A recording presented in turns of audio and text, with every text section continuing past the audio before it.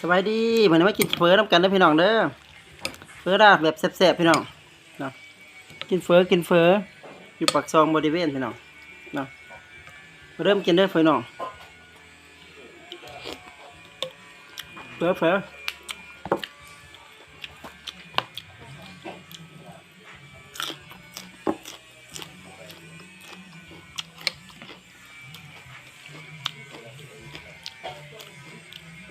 พิ่งมา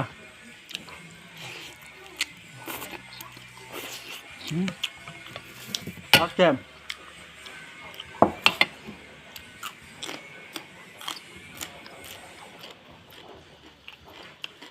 ออกตัวแพงเด้อมื้อนี้ออกตัวแพงตัว30ได้ลืมอันนั้นไม่แล้วหมกตัวย่างอยู่แล้วบริษัทเราบ้านอยู่สุด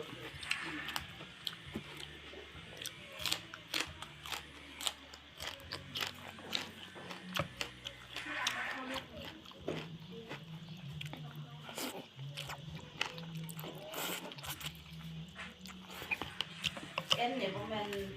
ไปแต่บ่ายโมงก็ตัวมาหอดแต่เสาร์เสียเปิดตลาด2 โมง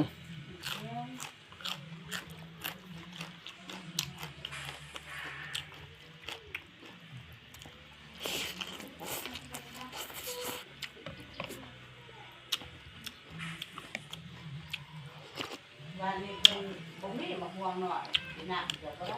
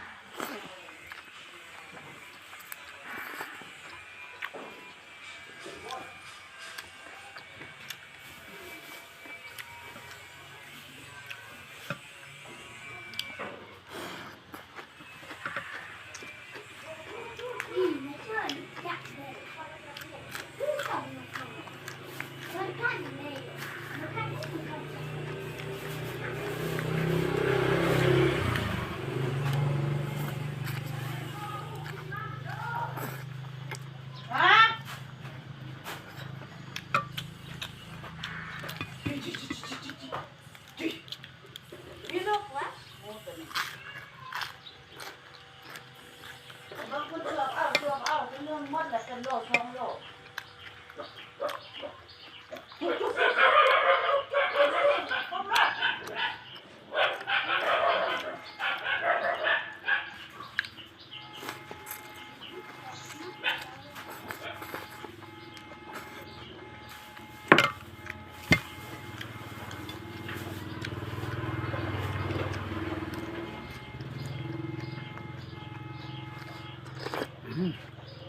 จับคักพี่น้อง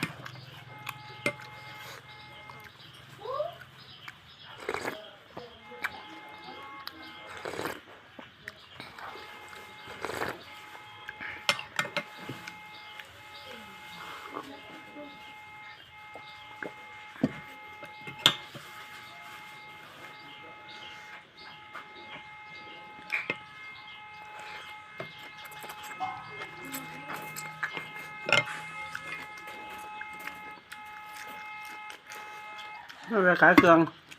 ผมไม่อยากกินเสือ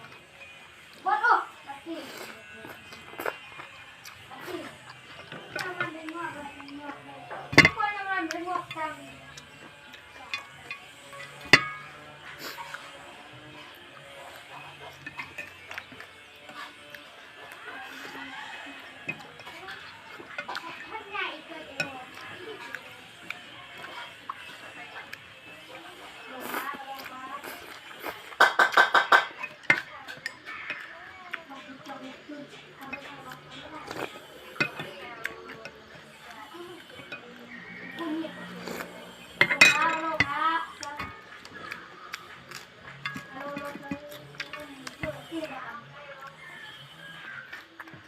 กกับเตี้ยมน้อย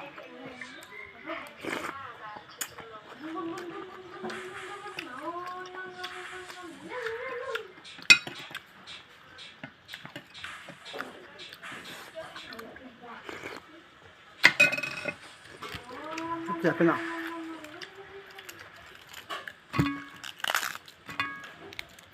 อันยังล่ะฮะแม่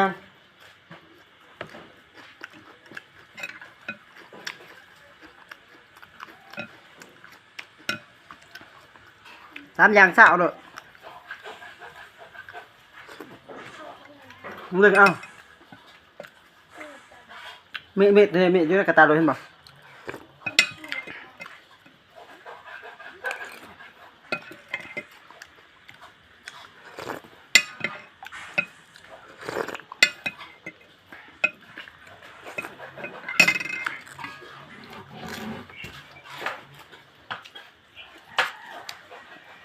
ลูกค้ามาซื้อมะม่วงซอย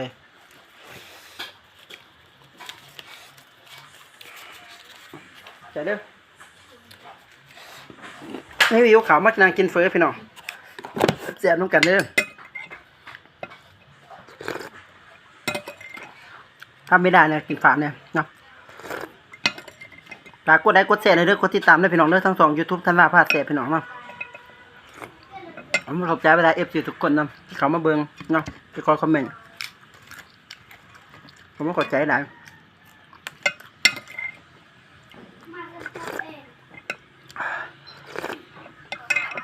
จะจบคลิปเพียงเท่านี้แล้วพี่น้องเด้อบ๊ายบาย